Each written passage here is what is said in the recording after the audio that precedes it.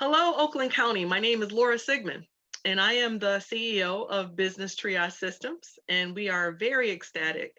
The team at Business Triage Systems is very ecstatic about having this opportunity to review today the realignment of underperforming operations to improve financial fitness.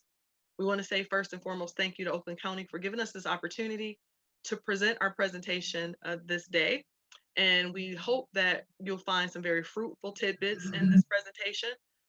We have a lot of generic content, but rest assured, we are strategists with specialties that can support your business operation.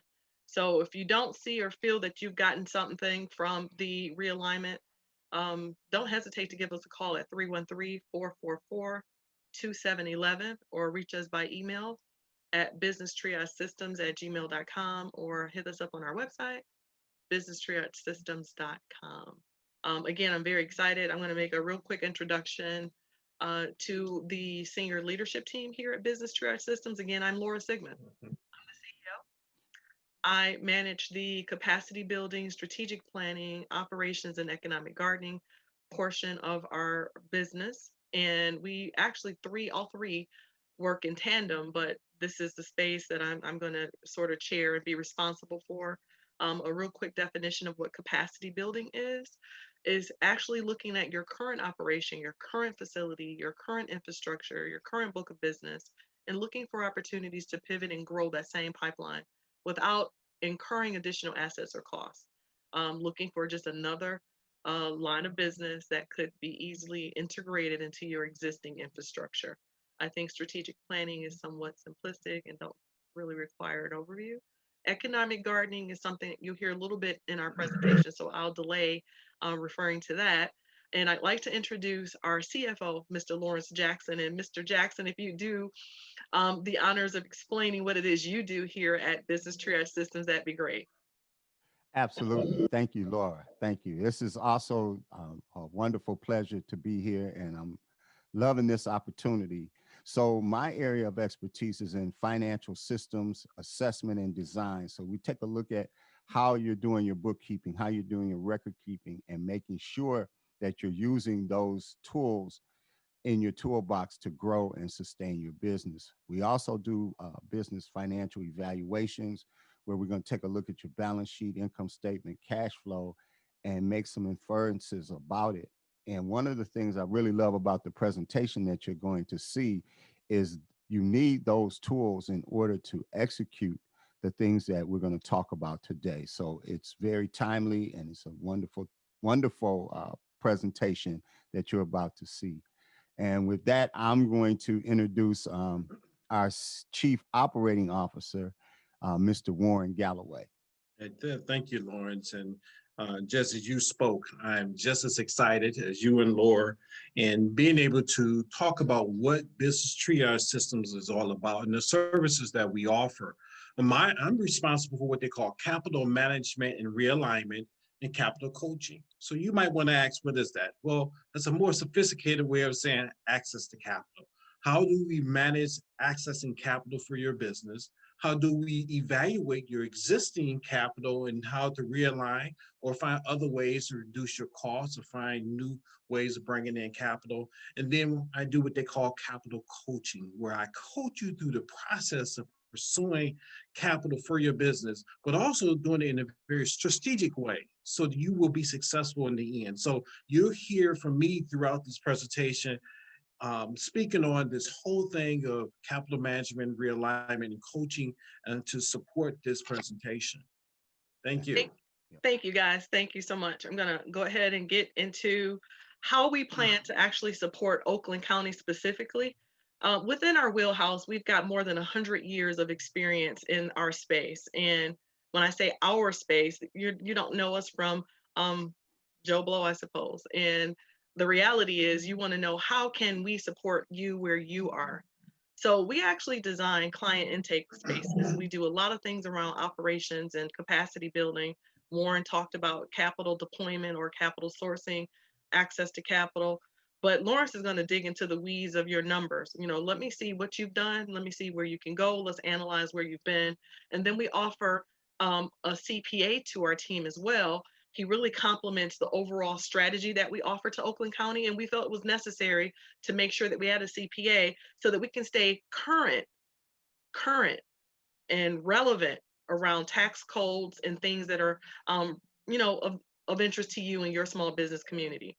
So without further ado, let's get into the actual realignment of underperforming assets for the intent of financial fitness.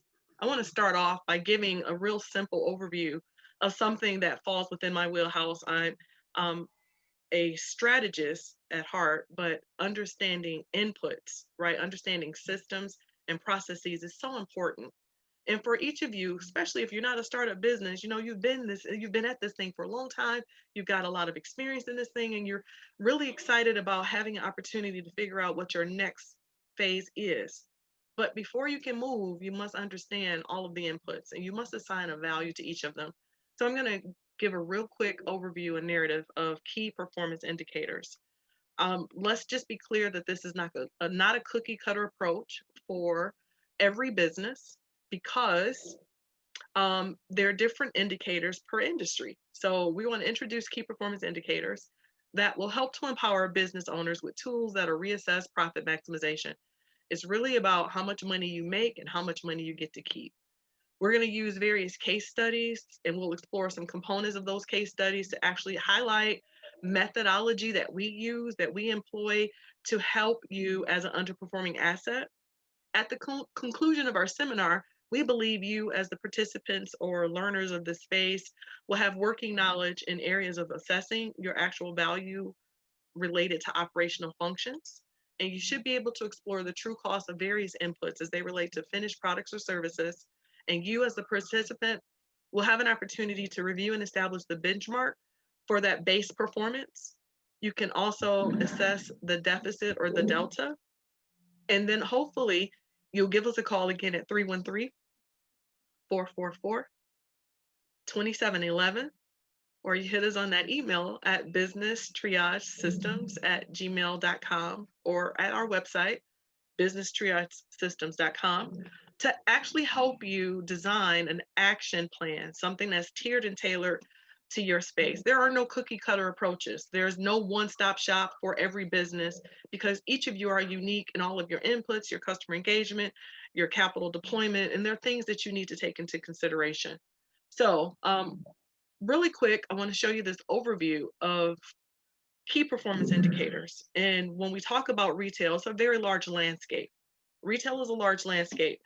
And if you're the person that's planning, maybe you're the manager, maybe you're the owner of the space, you know, you created sales goals at the beginning of the year, whatever your fiscal year looks like. And now you need to actually compare them to plan. What actually happened in the month of July? What happened in August? What happened in September? That whole quarter, you know, did you actually meet the sales projection? And if not, what caused it to be a deficit? We know COVID played a significant role, but what other inputs are happen in that space?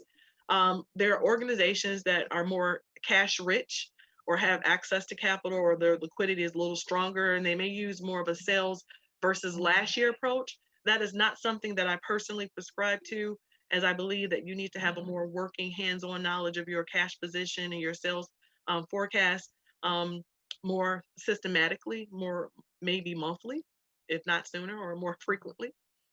Like for like sales is a real quick analogy of looking at the way you perform. Maybe you're a boutique, you offer high-end gowns. We want to look at another boutique in another market and see how they're faring. And you're looking for like-to-like sales in a comparison versus looking strictly at how you've performed. You're looking externally for something more. Don't want to spend a lot of time on the retail because the rest of it you already know about square footage and linear space, converting what you purchase for versus discounted. When we look at the service sector, my favorite area of expertise, we talk about pricing, we talk about staffing, and we talk about cash flow.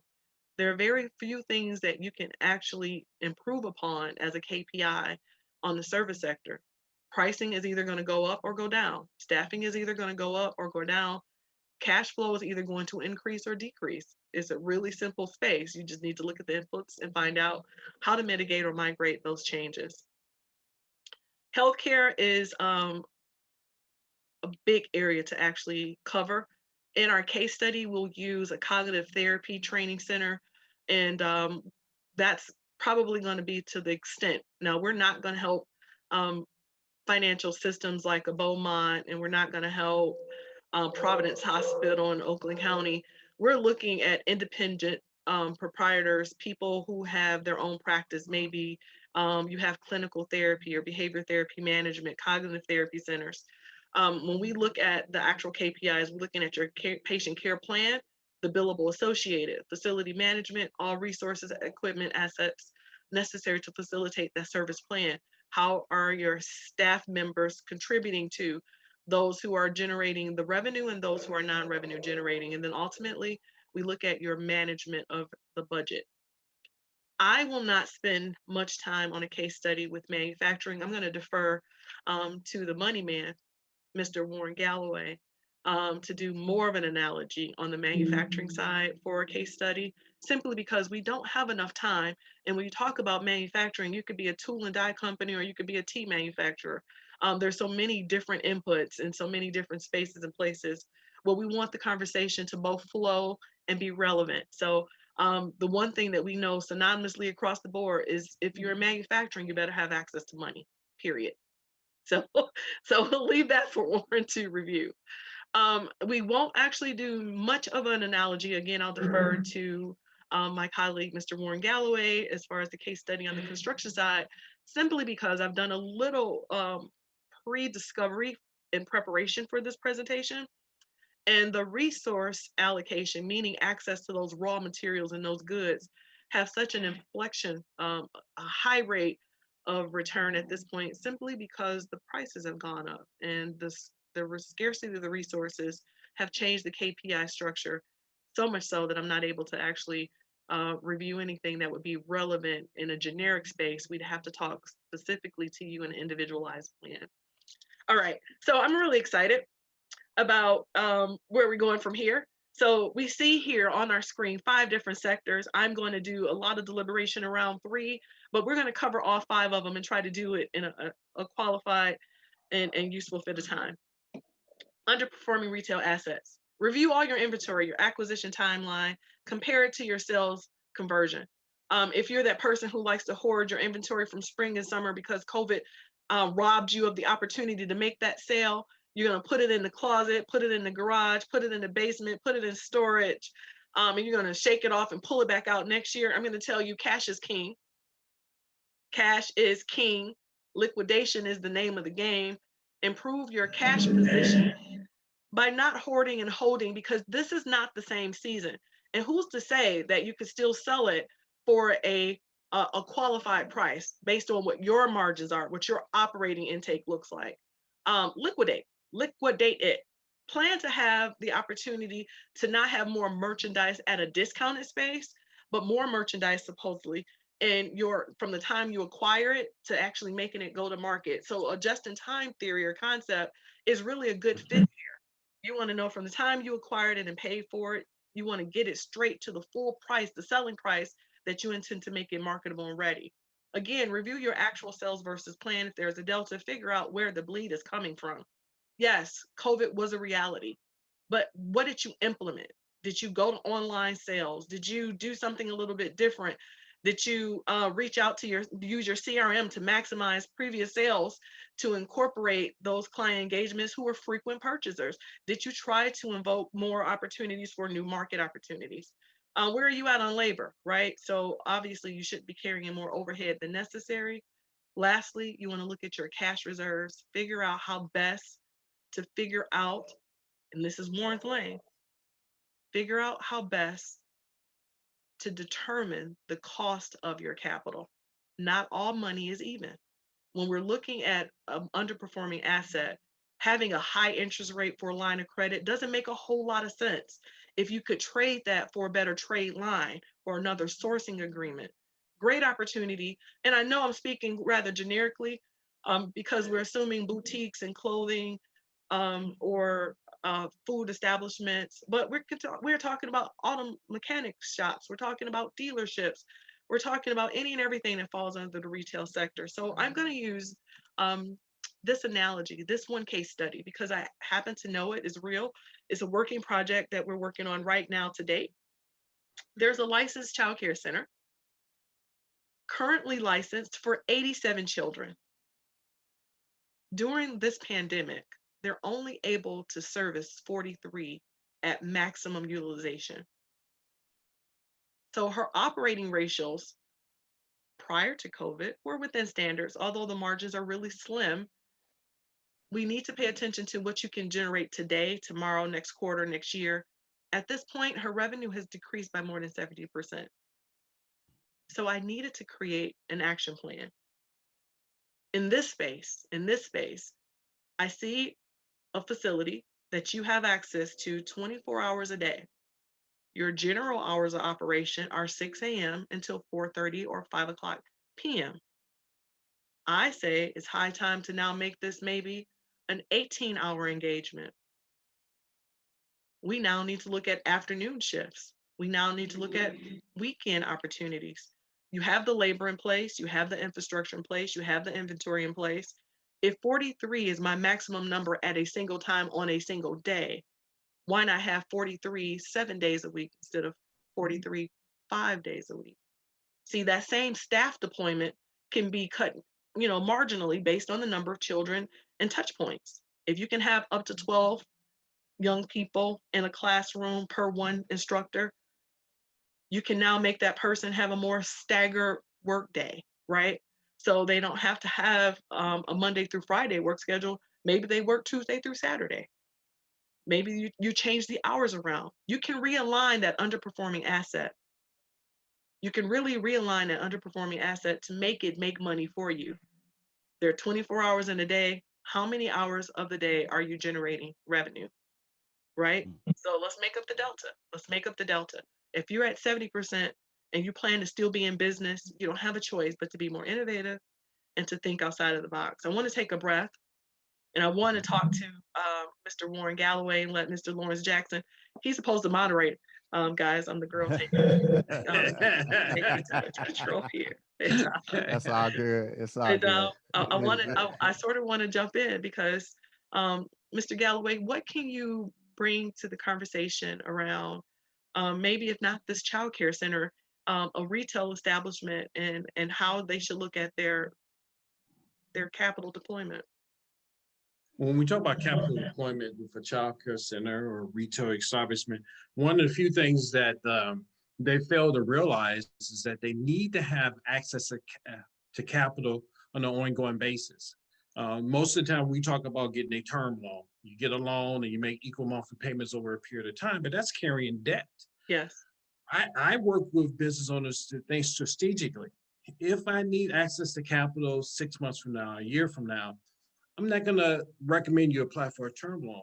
Maybe you need a line of credit that you can tap into from time to time and be able to pay off that line and reuse it again. That way, you only carry the debt when you need it, as opposed to carrying debt over a set term. So when I work with these type of business establishments, that's what I coach them to do. Be smart in how you access capital. Not all money is good money. You need to have a strategy in place to utilize money to the best of your interests and reduce your debt. Excellent. What questions might that entrepreneur need to ask, LJ? What questions might we need to assess if, we know we're operating at a delta, we're trying to get our doors back open. I think about gyms in the retail space, right? They only a few weeks ago got their doors open. What questions might they need to ask? I think it goes back to some of the things you mentioned in your very first slide when you got into the different sectors. And all businesses need to look at the assets they have. How are those assets performing? Are those assets that I have now, how do I redeploy them? Are they going to continue to generate income for me? And then once you know that, then you can start to assess, okay, how am I going to pay for these things? Do I need, as Warren said, do I need access to capital on an ongoing basis? Or will I need to maybe buy another piece of equipment that may generate more income than some of the equipment I currently have? So it's really about accessing and understanding what assets you do have and how those assets working for you. And the same thing would go for a building. If I own a building or I'm leasing a building, is that space now that we have experienced this pandemic, is that space the best space for me to continue to operate in? So those Excellent. are some of the questions that I would ask. But I have a Absolutely. question. I have a question for you. Yes, sir. Yes. So, so, so, because you covered a lot of good information, I know we're not done, but I want to ask what type of mindset, this is kind of a strategy kind of question. What kind of Right. mindset should one have when doing this realignment? I mean, of course, you can't go in to the situation with a defeatist kind of attitude. So Hmm. you got to be positive. But Hmm. beyond that, Hmm. from a strategy standpoint, how are you setting your mind up? What are you doing? What are you thinking about in order to get to a good strategy to realign your business? So Adam Smith said it best. It's the invisible hand theory. And in the Mm, capitalist society, in the space that we operate, innovation is key. Innovation is key. Having mhm, an opportunity to be competitive, to reassess and to realign and to reevaluate your footprint to determine what your next steps are. Yeah, we don't need a defeatist attitude. If you were successful pre-pandemic, why can't you be successful moving forward? Understanding that this too will pass is probably the best thing that you can do and ride the wave. Prepare to ride the wave, right? mhm, You're going to get some bruises, you're going to have a couple bumps, but it makes a whole lot of sense to actually utilize the resources and services. We happen to be in the state of Michigan where there's so many resources and so many, government understands. This is sponsored by Oakland County. They understand the need and the desire to support Yes. small business because they understand that we are the engines in our economy. They know this. We need you. We need every small business to survive because their survival helps to employ people. Helping to employ people helps us to keep our economies in motion. It is so necessary and useful that it doesn't make any sense for us to think anything but success.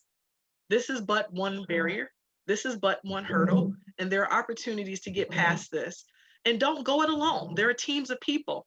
Warren, Lawrence, and myself, we're here to support you. We want to make certain that, even if you get into the gray corner or the gray matter of uncertainty, talk to someone who can help you forecast, pivot, analyze, and realign your position. Now, You know, and I want to comment if you don't mind, because yeah, we're talking about client realignment. Don't forget, we also talk about capital realignment. So when a client is doing a realignment, they need to look at the whole business. And for me, my area is capital. So if you're currently carrying debt, you need to relook at that debt, especially during a crisis like this COVID-19. Um, do you need to refinance your debt? Do you need to pursue some additional debt? What's out there to realign that debt to put you into a better position? A lot of lenders during the COVID-19 are giving deferred payment options. So maybe you don't make a payment for another 3 to 6 months.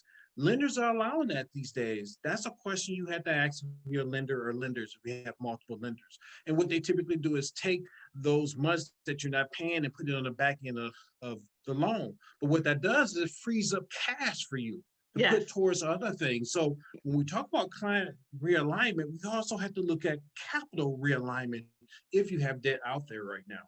And it makes sense absolutely. that you would say that, former banker, because this is something that you would advocate, I assume. Um, I, I, Absolutely. I think that is so timely and useful. Warren, thank you for that. Now, you had some another case study before we leave the retail sector.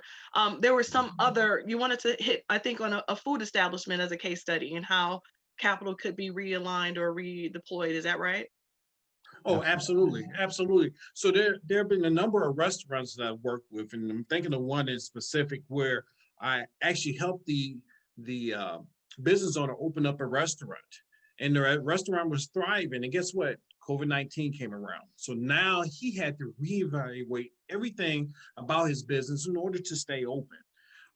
And part of that was this whole capital realignment, because when I helped him out initially to get the restaurant open, I did something called capital stacking, which meant that we pursued many different capital options, meaning we had different lenders at the table to fund the development of his restaurant to get it open. So we have 4 or 5 lenders that he got loans from. Well, guess what? With the pandemic, now we had to do this realignment. Okay, does he continue to have 4 separate payments? Or can he take the path of saying, hey, lender, pandemic is going on. Can you help me out? Can you give me some relief? And guess Yeah. what? They all gave him relief. They gave him 3 to 6 months of relief where he didn't have to make a single payment. But he also was in a unique position because we did capital stacking. He could realign by refinancing for maybe 1 or 2 loans. So when he does start making payments again, he's not making 4 payments, he's making 2 payments. So he was the perfect example of capital stacking. And then he became the perfect example of capital realignment. And he ended up doing the things that I coached him on. And now he's thriving during this pandemic. Warren, I want to ask a question about that, because how do you address a business owner that might say, well, I don't want 4 different payments. I'm afraid of that, or that's just too much for me to handle. What do you say to them? I think I know the answer, but I want to hear what you would say. Well, I hope I give you the response that you had a answer for. So we're former bankers, you and I, and banks don't like taking on 100% of the risk. The days of, remember back in the mortgage crisis in the mid 2000s, yes, they're how can I say, they're risk deferring. They're getting away from taking on 100%. So what you're seeing now is that, listen here, we might be able to fund maybe 60, 70% of your business, but you're going to bring some funding from the other side, from another lender or from your pockets to fund the balance of the deal. And so what ended up happening, you might want just one lender, but the lenders might not want to take that 100% risk. So what's going to end up happening, you have to go through capital stacking. You have to find multiple lenders that will come to the table and fund your business. Absolutely. And if they don't ask, they don't know. Is that right, Warren? That is absolutely correct. That's exactly right. All right, guys, I'm going to move on to the next category. Okay. So I want to really quickly, again, when we talk about healthcare, there's so many vertical and horizontal integrated systems that we don't have the opportunity to design KPIs or give a generic or major overview that's not generic. So I want it to be simple. No matter the infrastructure, no matter the design, patient care, facility management, staff performance, and budget management are the go-tos. These 4 things are predominant in understanding your key performance indicators, because they should have an actual dollar value associated as an input. So I want to give you an example. I'm just going to go into things that you might generically want to take, just conceptualize, try to take into consideration where you sit. What are your real revenue generators? Understand their frequency, the various inputs to get to that revenue generation, and then what is the required billable activity, right? So revenue, how much is it going to cost me to get to that revenue, and how do I justify it? Because it's a billable. You don't collect on the front end, usually, right? It's a billable space, and so it's always subjective in some regard. So understanding the frequency, the various inputs, and then understanding how that revenue generation with the billable activities actually coincide. In healthcare environments, you actually have about 40% of things that are non-revenue generating. Think about a dental office. Think about a podiatry center. Think about an eye center. Think about any of those spaces. Seeing the doctor is the billable activity. Having the X-ray is the billable activity. But someone taking my blood pressure, sitting down, doing my history on my, my work plan and my bio pieces and all of that good stuff. Those are all non-revenue generating activities, but they have a value associated with the actual course of your business. So it is important to look at labor utilization. Again, the conversation is overly generic. I'm going to use an analogy for one of the clients there in Oakland County. It's a cognitive therapy center who offers clinical review and assessments for elders and those with cognitive impairment issues.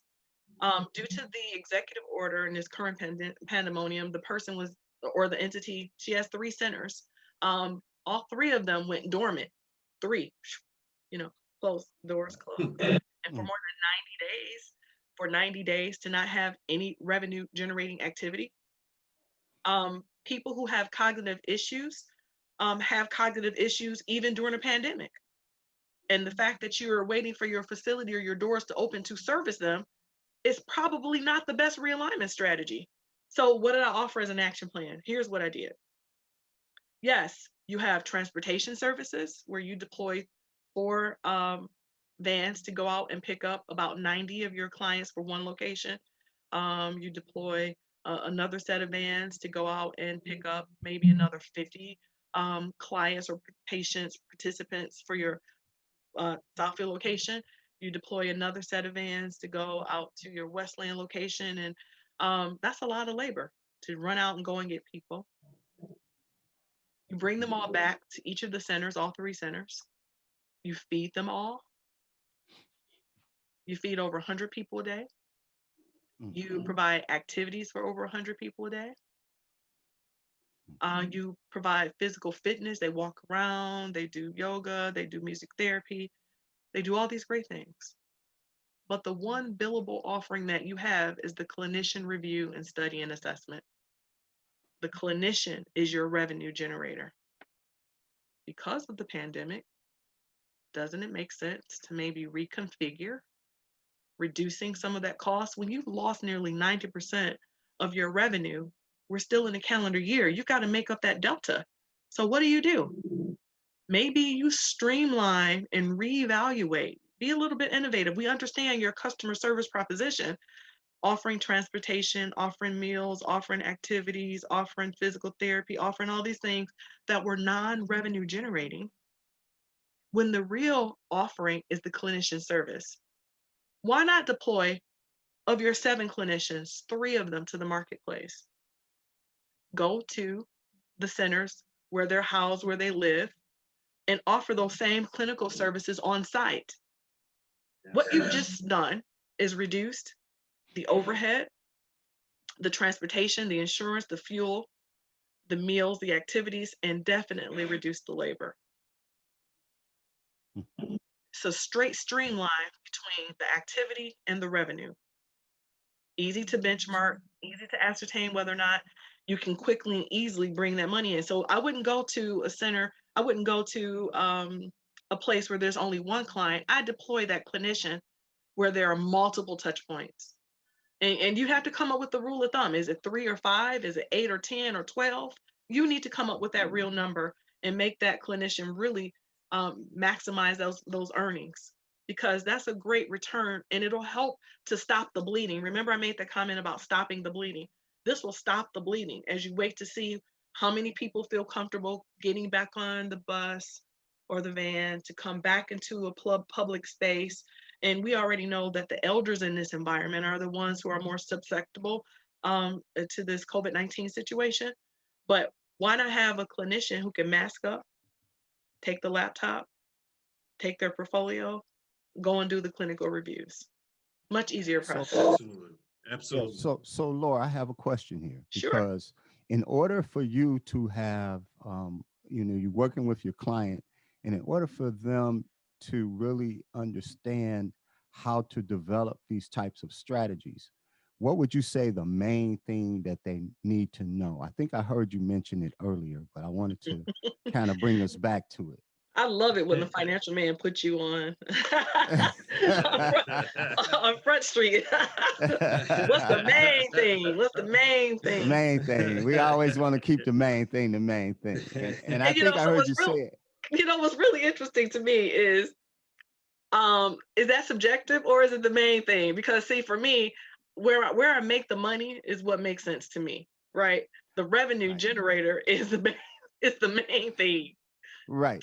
So that is knowing your inputs. That's exactly right. Those are the inputs, because analyzing your systems, your system and your process. See, I don't want to call it fluff, but those were those things that you offer as a competitive advantage to other clinical therapy centers. You make an appointment, you go in, you see a clinician, you go away. When you make it an all-day event where you're feeding and transporting and entertaining and recreating and giving clinical studies, you're really hands above everyone else in that situation. But we're in a pandemic, right? Understanding those inputs, LJ, but better understanding how and where you make your money helps you understand which inputs have the greater value proposition. And the clinicians, Absolutely. hands down, is that offering. Right. But note the value that having a coach there to help you see things maybe you're not seeing because you're in crisis mode. That's why an organization like ours, BTS, we can come in and coach these business owners to reevaluate, reassess their entire business operation to see how they need to massage that business model to stay in business. So Absolutely. we partner with business owners. I'm gonna call it a partnership. I'm not gonna call it coaching. We'll Yes, come right. in I like and that. we'll partner with you and help reevaluate your business. I goes for a business to be successful. So when you use your business model client that you had in Oakland County, you help reevaluate the business. Because Absolutely. guess what? Because you're in crisis mode, guess what? You're not thinking at 100% capacity. So you And need someone who can come in and can fill those gaps and help you see things that you're not seeing right now because you want your doors open and that's all you're thinking of. But guess what? There's a whole bunch that you can do to massage that business model, Mhm. keep your doors open or reopen your doors. And then hopefully with the new business model, you become more financially successful than you were before the pandemic hit. That would be the ideal situation. We're actually seeing that in the marketplace. absolutely. Businesses are thriving during the pandemic, You but know, they all you ask for need is, if help, you they have ask support. strategy, you need a plan. Have a plan, Yeah, execute the plan. exactly. And what I find Exactly. extremely interesting in this particular space is we've been able to create strategic alliances and partnerships with churches, places of worship. And I don't mean just, traditional churches, but the mosque. We're going to every place that have community connections, and we're asking them to participate by preparing us with an understanding of who their elder populations are, who might find value in the service offering. And we've been able Yep. to reduce her labor, her transportation, and even her meal planning by utilizing those locations as a place to go and offer clinical therapy. Wow. That is so excellent. That is so excellent. Absolutely. Laura, Absolutely. we're coming up on some time here, but can Uh-oh. you can Oh, you quickly can you quickly outline some things? If you were sitting in front of, if you were advising me, I came to you, I said, Laura, I did everything people told me to do. I set up my website, I've got everything ready to go, but I'm still not reaching the clients or making the money that I should. I don't think I'm utilizing my assets properly. mhm. What Right. what advice would you give me? Let's look at what the assets are. Let's understand how they work. Let's understand their intrinsic value.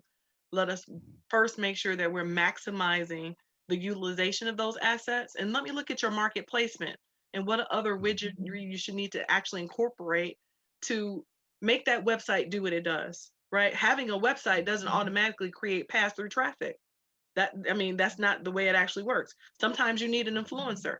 Sometimes you need a strategic alliance. Sometimes you have to pay for SEO maximization. Sometimes you need the Google, as the singers say. You need the Google to support you in your development. There are a plethora of different things, and what we like to do is hear from you so that we can analyze and design an actual tiered approach in your planning. But market development is something that every business needs, no matter industry. And understanding the Absolutely. different levels of market development, um, I'm not going to say it's rudimentary, but it is one of the major things that most businesses cannot forego. You can't just make the assumption that they will come. You've got to have Mhm. something that will pull that pipeline, make the trigger do what it's supposed to do, bring clientele into the pipeline.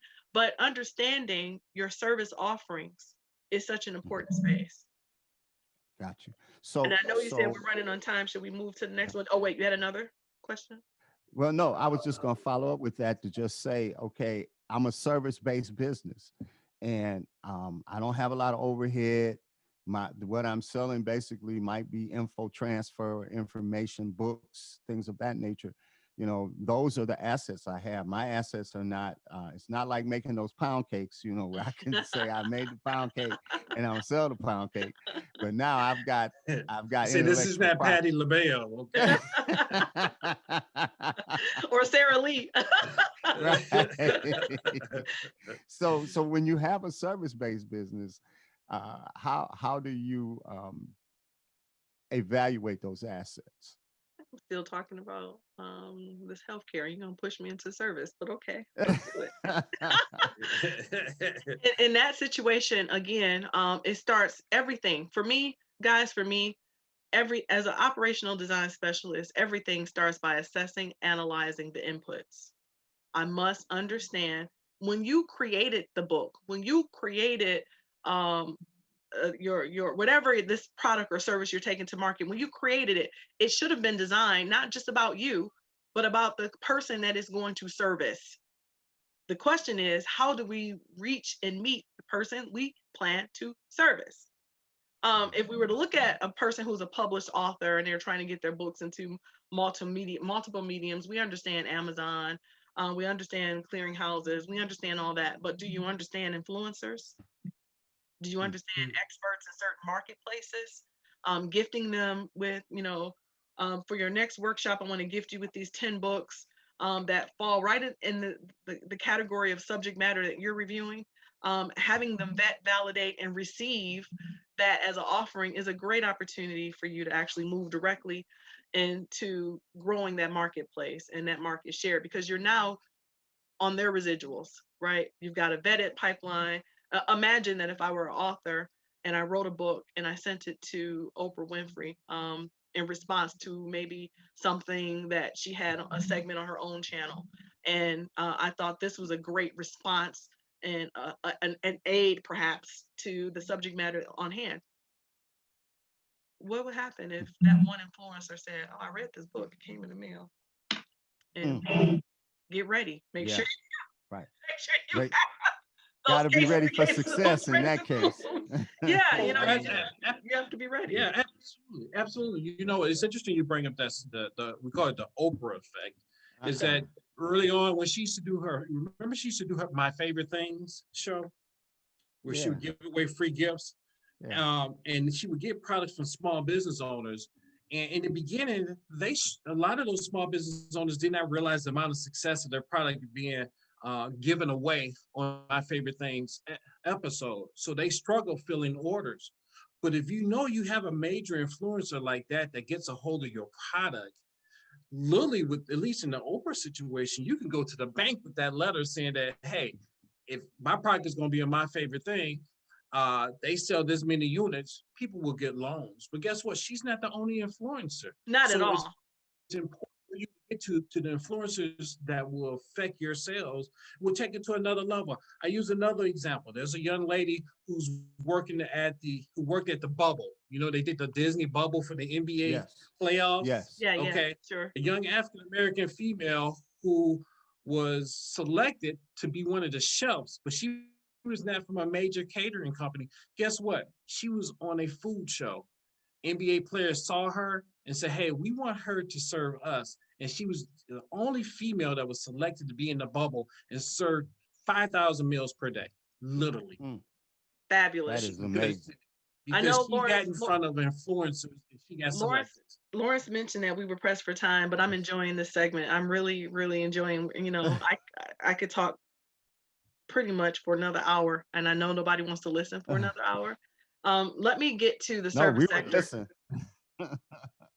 Let me get to the service sector. I mentioned earlier on that it's pricing, staffing, and cash flow. You can read the screen. If you're not producing a tangible or physical product, there are only so many things that you can measure and manage. Sales figures, profit margins, staffing, pricing, cash flow. Those things are all the variables that you need to be very cognizant of and have an operating margin in mind. Have an operating margin in mind. What does it take for me to perform, to do this particular service? And how much money will it cost me to produce it? And how much will I keep? Operating margin. Utilization, the percentage of time each employee spends on an actual client, is so important. So in our own practice, guys, right? We do business plans and we'll do financial projections, we'll do business valuations. So that is our output. But how much time, how much labor do we deploy with our admin staff? How many man hours are you and I, actually aligning or implementing to actually produce that product? We have to measure that, and we have to be cognizant of what it costs, not how much we sold the service for, but how much did it cost us to complete that. those are the things that you need to measure in a KPI. And because I think we've been talking for so long, I'm going to just go straight into the case study. There is a client there here in Oakland County who's a multimedia production firm. They offer high-end public relations, advertising, social media, and broadcasting. During this pandemic, it became extremely complicated for them to capture video. You want to see, video requires that you're catching people in the moment. You're catching authentic movements and opportunities, and it's difficult all masked up, right? It's difficult to really capture the essence, the intentional moments in that video. So it became very diluted. And people don't want to pay $15,000 for that 3-minute video production because, the content looks diluted. We're off masked up. We have to social distance. We've got these issues. So I asked the young lady, what then can you do differently? I said, pivot to social media.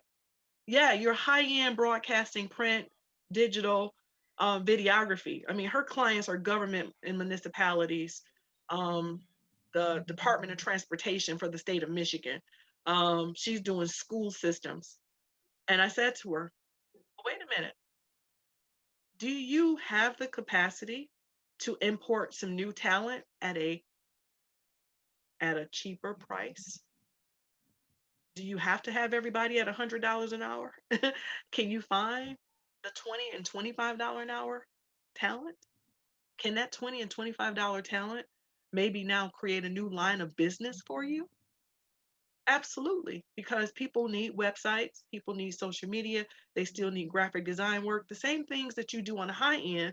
Here's now a subset or a subcategory clientele that you've not participated in. And what you don't need to do is reinvent the wheel because your infrastructure already exists. You simply don't need to use your $100 talent asset, use your new $20, $25 talent asset, right? Or move the model to commission-based only. Those are options. Absolutely. I mean, if you enjoyed $500,000 for your first 2 quarters, and all of a sudden it went kind of dry, you got to figure out a way to keep the pipeline flowing, even if it's only what I call hibernation, even if it's only a hibernation version of where you want to participate.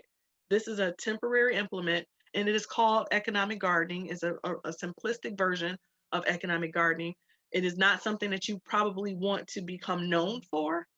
It is not something that you're going to really upset the entire business model for. It is a temporary, seasonal implement around this pandemic because we believe this will pass and you'll go back to participating and enjoying the fruits of your labor. But right now, the doors need to remain open because your overhead, you have to service that debt, you got things you have to do. And so now is the time to figure out a new way to innovate. Now, Absolutely. So I wanna ask a dumb question here. I couldn't. No question's a dumb question. Come on now. Well, I said that Especially from you. so I could hear somebody say that. But anyway, is that how important are building relationships in executing these strategies? My Lord. Whoa. Wow. You want to take it more, or shall I? Yeah, it's critical.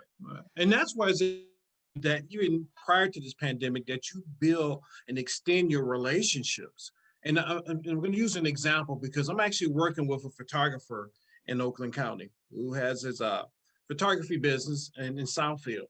And when the pandemic hit, he struggled because he was used to doing family reunions, doing all these weddings, and no one was hiring in this particular service sector photographers to come out and take pictures. There was nothing going on. There were no events. But you mentioned something earlier. He had to pivot. At one time, he was doing very few corporate photos, like individual corporate photos for websites. That was a small smidget of his business. He pivoted, and now his main business during the pandemic are stock photos for websites, team photos, individual photos, because now everybody is looking to go online Everybody's looking to have a website. So he was able to massage his business model and then come back and offer services that were very small revenue generators, which now have become major revenue generators for him. Absolutely. Okay. Absolutely. All right. Thank you. All right. Um, the key performance indicators, as I mentioned earlier, for a construction company is really rather simplistic. Making sure you're on time with your schedule, making sure that your resource allocation is deployed as necessary.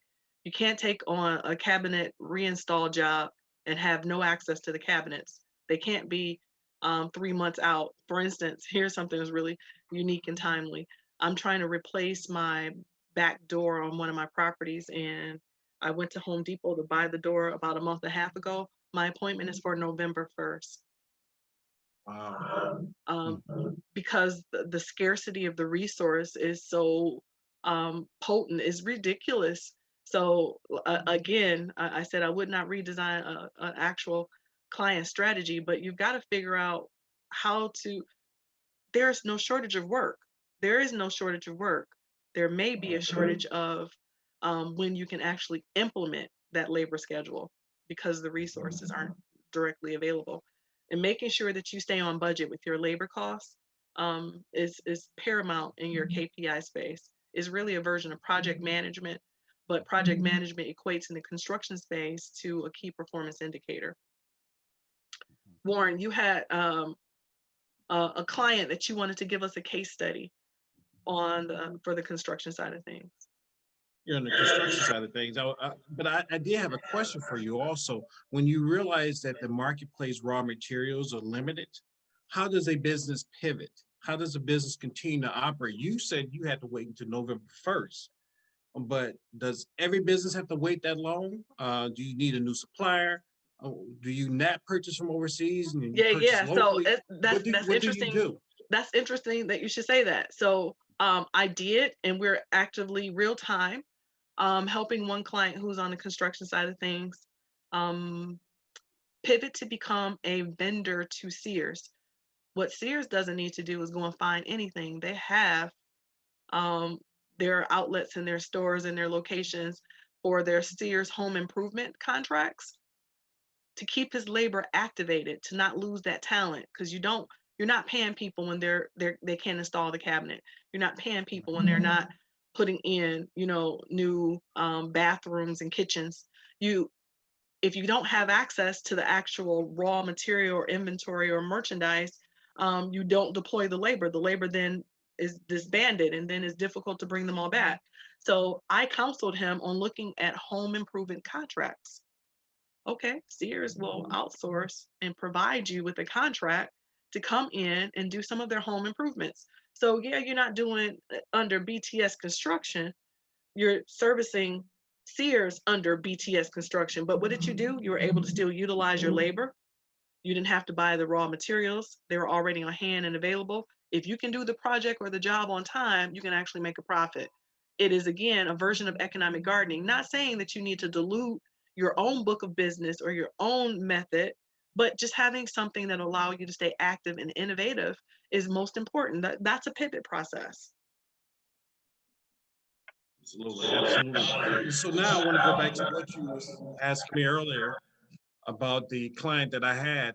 I had a client that was a project manager who hired a number of subcontractors to do work, whether it was roofing, whether it was plumbing, so forth. The problem that he ran into is that he didn't have access to capital when he needed it because a lot of the contracts he had required him to come out of his pocket and pay for things and then get reimbursed. So I was able to coach him and do some capital coaching, as we call it, to be able to help him find an organization that will provide him a line of credit that he could draw on for and be able to use over a period of time as he brought on new contracts, as he got new jobs, that he could draw down on that money instead of using his personal money, build out the project, get reimbursed. He had the hardest problem finding the right capital source. And part of it was he didn't know who the players were out there.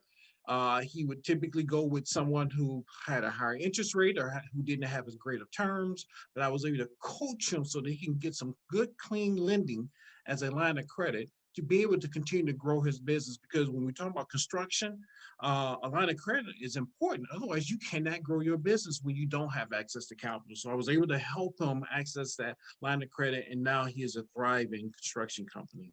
Let me ask So you a Laura, question. go Oh, ahead. No, go ahead. Go ahead, Laura. so having access to that debt instrument is very paramount. But Warren, Very much so. could you coach them on a sourcing opportunity, maybe to establish a line of credit on the trade side? Could a trade line of credit be established as well? Well, if you're speaking of a trade line of credit, you're speaking having a line of credit under the business name so that they can Yes. build trade credits. Absolutely, but part of that goes back to establishing what you call a DUNS number with Dun and Bradstreet. It's creating a profile. So in order to build that trade credit, you have to have a Dun and Bradstreet number where you have a profile. So if a business has that already in place, we can build a trade name by applying for lines of credits or any other type of services. For instance, if you go into Lowe's and you're a construction company and you want to buy some tools, if you want to buy some supplies, Lowe's might give you a line of credit. But guess what? They can give you that line of credit under your business name so that going forward, you build trade lines under your business name so that when you apply for other funding for your business, they might just look at your Dun and Bradstreet profile versus your personal profile. So that's important to know that you can build your own trade line profile with Dun and Bradstreet versus your personal. And beyond the big box, you can go straight to source. If Carrier is the manufacturer and you're a HVAC company, I'm sorry. Oh, go ahead. I can hear you.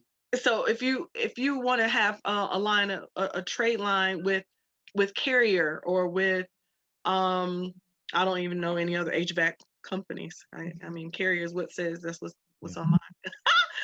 On my Right, system says Carrier. But if you want it, that's a great method versus needing to have cash to go buy the actual HVAC system. You could have direct trade lines with those supply chains, right? Right. That's a great Exactly. sourcing memechanism, right? Another Yes. source of funding without ever needing to make it green, right? Exactly, but that's why it's important to have a coach. A coach could talk about these things that you're not thinking about, might not be aware of, which long term will help you out as a business. And it's small, but after a couple years of building trade lines, then you won't have commingling of your business and your personal finances when trying to access additional capital just for your business. Excellent, excellent. Yeah. So Laura, you must have read my mind because that was the exact question I was going to ask, and helping to get an understanding of the different types of loans and lines of credit that are out there. So thank you so much. Thank you. And we got maybe about 3 minutes. We got 3 minutes. Well, I don't even know how long this recording is. I mean, I'm sorry, I forgot to start a timer. I'm excited. I think we hit everything from retail, service, healthcare, manufacturing, and we didn't hit manufacturing. Can we hit the manufacturing really quickly? Absolutely. Sure. Let's make sure we do that. Key performance indicators. Actually, they are the grandfather of this whole infrastructure around understanding inputs and measuring those inputs and assigning a value. And initially, it was called the manufacturing performance indicators. KPIs are for every other sector. Manufacturing companies use MPI, same thing, KPI, MPI, because they are correlated with production goals. They want to make sure that you have overall equipment effectiveness, the ability to perform quality output every time, minimizing defects and wasted material, because that raw material that's being converted to whatever product that you're offering needs to have an understanding of not being wasted, because every sheet of steel costs you money. You can't cut it wrong.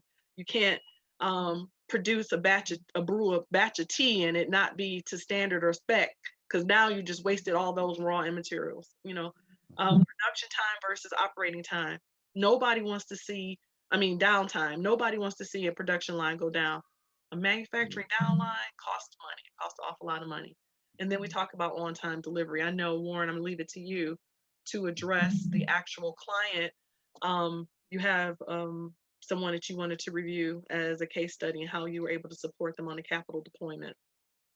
Well, you know what? It's interesting that you asked me to do it, but I'm actually going to bounce it back to you only because we both work with this client. And Okay. there was something that you did with this client who had a manufacturing business. She manufactured beverages that are sold nationwide now. And Yeah. I believe they're sold in Costco's, they're sold in Whole Foods. Yeah. But there was something that you brought out because both of us worked with this client where Uh-huh. there was downtime in her plant. So Yeah. she really was not maximizing her revenue or Uh-huh. income streams. You want to talk about what you recommended?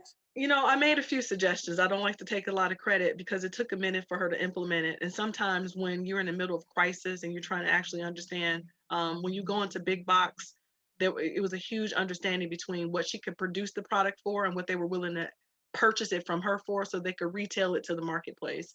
When you're looking at all those different chains of custody, I like to call them chains of custody in the actual product to end user. Um, it made sense for her to figure out, well, what do I do with all these assets? Yeah, How do I make these things make me some more money?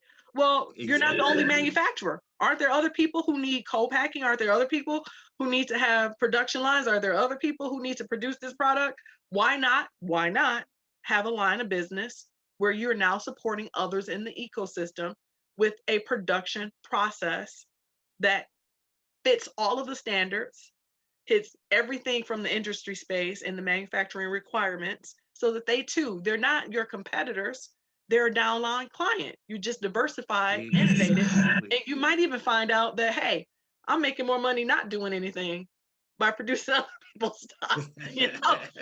Those options do actually exist, but nobody actually probably starts the business with the intent to need to service other folks. But when you need to innovate, you do whatever is necessary.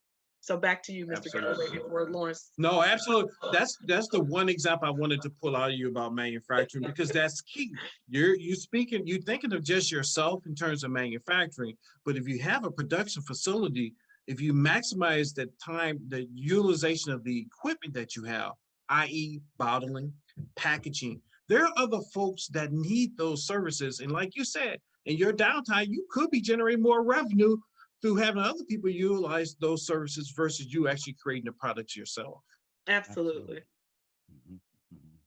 That's I excellent. think we've had a great opportunity to run through the stuff that we wanted to cover around realignment for underperforming Mhm. operations to assess and to approve financial fitness. Yeah. Everything we talked about was based on the experiences that we have with our clients and with the marketplace. Rest assured, we are here today and futuristically to support your individual business need. We had a lot of fun talking about things that we participated in. We understand the severity and the sensitivity of your space. If you're trying to figure out how to keep your doors open, if you're trying to figure out how to maximize your earnings, if you're trying to figure out how to increase your profit maximization, if you, the small business owner, have a team member, staff who maybe need some coaching and some counseling, and you yourself don't want to actually do it, we're here to support. Oakland County sees the need, has decided to actually provide vendors in the marketplace to support your endeavor. We are here to support 313-444-2711, businesstriagesystems.com, businesstriagesystems@gmail.com. My name is Laura Sigmund. We've had Mr. Warren Galloway. We've had Mr. Lawrence Jackson. We will have a CPA, Benjamin Cunningham, here to support your individual business needs. And it starts with understanding where you are and where you want to go. Thank you again for participating in our webinar. Any closing remarks, fellas? I'll go ahead and just say, hey, we really look forward to supporting your businesses with the experience that we've had, not only just in Oakland County, not only just in metropolitan Detroit, but across the nation. So we have a lens to see many different ways that we can help you pivot your business and be successful during this pandemic. And we mentioned during this conversation that we've had businesses that have started to thrive as a result of us coaching them. And that's what we want to do for you. We want you to thrive during this pandemic. So please reach out to us. Absolutely. Take advantage of all this knowledge that's being shared with you. There's so much out there. And I know sometimes it's a little overwhelming, but don't be overwhelmed. Give us a call. Get in the network. Take care. So we hope to hear from you real soon. Good day. Bye, everybody. Take care now.